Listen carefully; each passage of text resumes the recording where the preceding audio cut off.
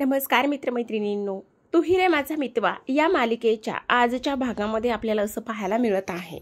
लावण्याला जेव्हापासून वल्लरीने फोन करून सांगितलेलं असतं की आजीने आणि त्याच्या मामाने ईश्वरीकडे जाण्यासाठी किंवा ईश्वरीच्या आईला भेटण्यासाठी काहीतरी प्लॅन केलेला आहे आणि मिठाई अर्णवसोबत पाठवलेली आहे, तेव्हापासून लावण्या मुद्दामून उद्याची जी मीटिंग आहे ती आजवर तिनं आणलेली असते.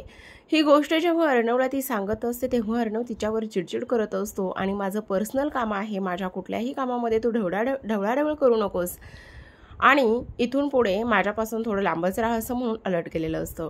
इकडे दुसऱ्या बाजूला ईश्वरीची आई तिच्या खोलीमध्ये जाते आणि कपाट उघडून तिच्या सामानाची आवरावर करत असते.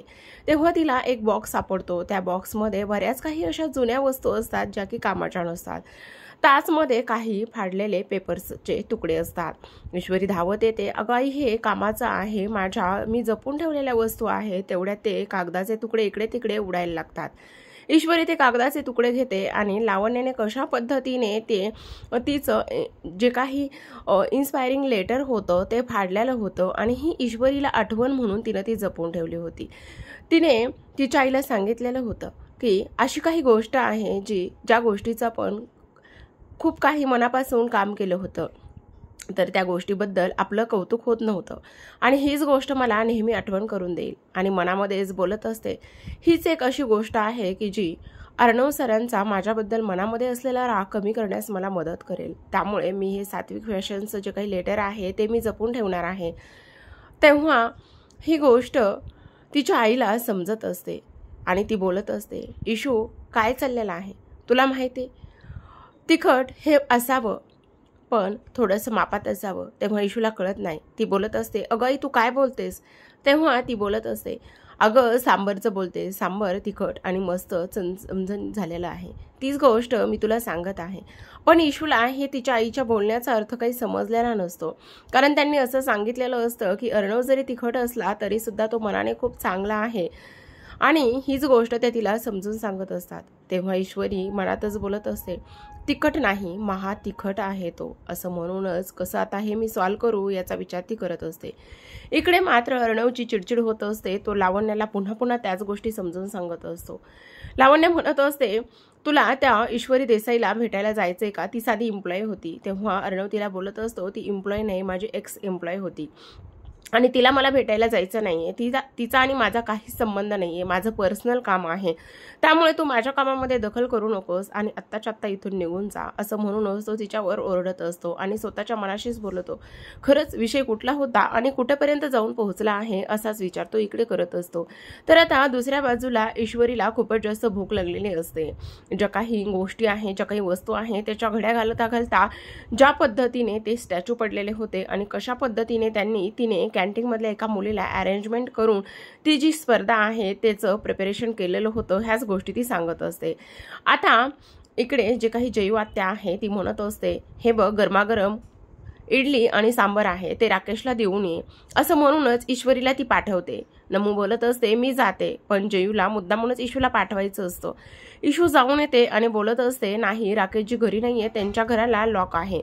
तेव्हा आत्या लगेचच बोलतात, हा माणूस ना कसलाच विचार करत नाही. कोणाचा तरी अर्जंट फोन आला असेल आणि गेला असेल लगेच सेवा करायला.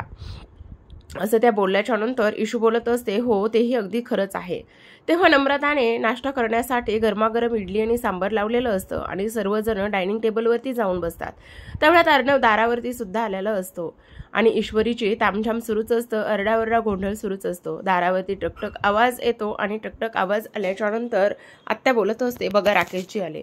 आणि तेव्हा अर्णव बघितल्याच्या नंतर नमू बोलत असते, अर्णव सर. ईश्वरीने सांबाराचा चमचा तोंडापर्यंत नेलेला असतो आणि तो तसाच हातात राहतो.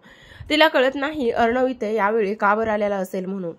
इशूची आई धावतच दरवाजापर्यंत जाते. अर्णवच्या हाताला धरून हक्कानेच त्याला घरामध्ये घेऊन येते आणि गरमागरम इडली आणि सांबर तुम्ही खाणार आहात, कुठलाही तामझाम करणार नाही आहात किंवा काहीही बोलणार नाही आहात. तेव्हा अर्णव सर तुम्ही इथे कसे? तेव्हा अर्णव बोलत असतो, नाही, तुमच्यासाठी हे आजीनी पाठवलेलं आहे म्हणून ते मी घेऊन आलेलो आहे. बाकी मी फक्त तुम्हाला भेटायला आलेलो आहे, कोणालाही भेटायला आलेलो नाहीये. तेव्हा त्या बोलत असतात, पण याची काय गरज होती? तेव्हा अर्णव बोलत असतो, हो आजीनी पाठवलेलं आहे, ते तुम्हाला घ्यावंच लागेल. तेव्हा ईश्वरीची आई बोलत असते, ते सर्व काही ठीक आहे, पण आता तुम्ही नाश्ता करूनच जाणार आहात. आता अर्णव नाश्ता करायला बसल्याच्या नंतर जयू आत्याला काही जमत नाही. ती बोलत असते, ठीक आहे, माझ्या साड्यांची पॅकिंग आहे ती मी करून जाते, असं म्हणून ती निघून जाते. अर्णवला ही गोष्ट खटकत असते. अर्णवला मस्त इडल्या आणि सांबर वाढलेलं असतं. तेव्हा अर्णव बोलत असतो, नाही मी इडली आणि चटणीच खाईल.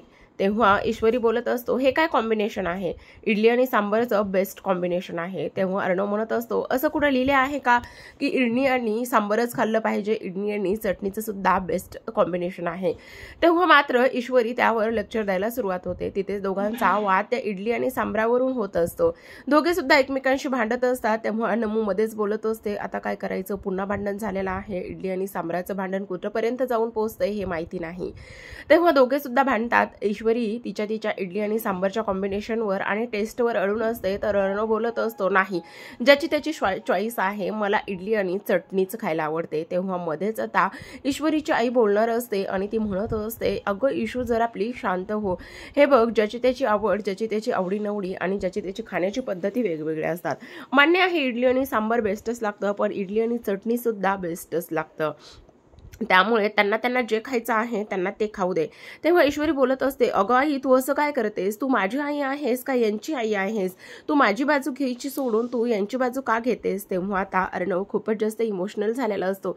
तो बोलत असतो, आज कितीतरी वर्षाने आईने माझी बाजू घेतलेली आहे आणि असं वाटतंय की खंबीरपणे कोणीतरी माझ्या पाठीशी उभं राहिलेलं आहे. तेव्हा ईशूची आई नमूला विचारत असते, सांबर कसं झालंय. तेव्हा नमू सांगत असते की बढिया. तेव्हा ईश्वरीने सांबराचा जे काही स्पून आहे तो तोंडात घातलेला असतो आणि ती बढिया म्हणत असते. तेव्हा पुन्हा एकदा अर्णवला टोमणा मारलेला असतो, कारण सांबर बढिया झालेलं असतं. इकडे मात्र लावण्याची खूपच जास्त चिडचिड होत असते, कारण अर्णवने तिचं काहीच ऐकलेलं नसतं आणि तो तिला न जुमानता पुन्हा ईश्वरीच्या घरी गेलेलं असतो. त्यामुळे ती बोलत असते, नाही ती साधी एम्प्लॉई आहे, हा असा कसा वागू शकतो, मी ह्याला इतकं अडवण्याचा प्रयत्न केलेला आहे. ती मुलगी ऑफिस सोडून गेलेली आहे, नोकरी सोडून गेलेली आहे, तरी सुद्धा हा माणूस पुन्हा पुन्हा तिच्याकडेच भेटायला जात आहे, मी काय करू. इकडे मात्र लगेचच वल्लरीने लावण्याला कॉल केलेला असतो आणि ती बोलत असते, मला माहित आहे तू अर्णवला तिकडे जाऊ दिलं नसशील, तुझ्यावर मी कुठली तरी जबाबदारी सोपवली किंवा काम सांगितलंय म्हटल्यावर तू ती व्यवस्थित पद्धतीने पार पाडली असशील. तेव्हा लावण्य बोलत असते, नाही तसं काहीच झालेलं नाहीये. इकडे अर्णव मात्र तिकडे ईशूला भेटण्यासाठी निघून गेलेला आहे. तेव्हा वल्लरीची पुन्हा एकदा चिडचिड होते आणि ती म्हणत असते, हे काय आहे लावण्या, तुला साधं काम सांगितलं होतं, तू ते साधं काम करू शकलेलं नाहीयेस, असं काय आहे त्या ईश्वरीमध्ये, तुला माहिती आहे का. इथे घरामध्ये सुद्धा सतत अर्णव आणि ईश्वरीला एकत्र आणण्यासाठी आमच्या ह्या सासूबाईंचा आणि माझ्या नवऱ्याचा सतत काही ना काही प्लॅन हा सुरूच असतो. त्यामुळे आता तुला ठोस काहीतरी पावलं हे उचलावीच लागणार आहेत आणि त्याचबरोबर ईश्वरी आणि अर्णवला वेगळं करायचंच आहे, कारण ह्यांची बोलणी आता लग्नापर्यंत, पत्रिका जुळवण्यापर्यंत जाऊन पोहोचलेले आहेत. त्यामुळे तुला अलर्ट हे राहावंच लागणार आहे. इकडे मात्र सगळ्यांचाच नाश्ता व्यवस्थित पद्धतीने झालेला असतात. सर्वजण छान गप्पा मारत एका ठिकाणी बसलेले असतात आणि अर्णव बोलत असतो, खरंच तुम्हाला भेटून खूपच बरं वाटलं, छान वाटलं. तेव्हा मात्र ईश्वरीची आई बोलत असते, खरंच आज खूप दिवसांनी आपण एवढ्या भरभरून गप्पा मारलेल्या आहेत, गप्पा मारता मारता कसा वेळ गेला कळलंच नाही. तेव्हा आता ईशू बोलत असते, अगं गप्पाचं काय म्हणतेस, यांना कुठं गप्पा मारता येतात, हे तर अगदीच माठासारखे बसलेले आहेत, गप्पा तर आपणच मारत आहोत ना. तेव्हा मात्र इथे अर्णव तिला बोलत असतो, मी तुझ्याशी बोलतोय का, नाही ना, मी आईशी बोलत आहे, त्यामुळे प्लीज तू शांत बस. पुन्हा एकदा इथे ईश्वरीच्या आईनं अर्णवची बाजू घेतल्यामुळे ईशू थोडीशी रुसून बसलेली असते. तर प्रेक्षकांना पुढील भागामध्ये पाहूयात. ईश्वरी तिच्या आईच्या मिठीमध्ये असते आणि ती बोलत असते, माझी आई जगातील सर्वात बेस्ट आई आहे आणि ती आम्हा सर्वांना एकत्र बांधून ठेवत आहे. जेव्हा अर्णव घरी येतो तेव्हा तो घडलेल्या गोष्टी आजींना सांगत असतो. आजी म्हणत असतात, 2 वेळास तू ईश्वरच्या आईला भेटलेला आहेस तर किती लढा लागलेला आहे, त्यामुळे मला सुद्धा आता तिच्या आईला भेटायचं आहे. तेव्हा अर्णव बोलत असतो, सांग मग कधी जायचंय. तेव्हा मात्र आजी बोलत असतात, नाही नाही तू येऊ नकोस, तू कशाला येतोस, तिथे गेलास तर इंदोरी जिलेबी तुला भेटेल किंवा इंदोरी ईशू तुला भेटेल, त्यामुळे तू येऊ नकोस, आम्ही आमचं जाऊन भेटून येऊया ना. पण आता अर्णवला सुद्धा आता भेटायचं असतं, पण आता वल्लरीला हा प्रश्न पडलेला असतो, नेमकी ईशूची आई आहे तरी कोण. त्यामुळे ती रात्रीच तिथे जात असते आणि पाहते तर ती दुसरी तिसरी कोणी नसून ईशूची आई ती फक्त आणि फक्त इथे सुषमाच असते.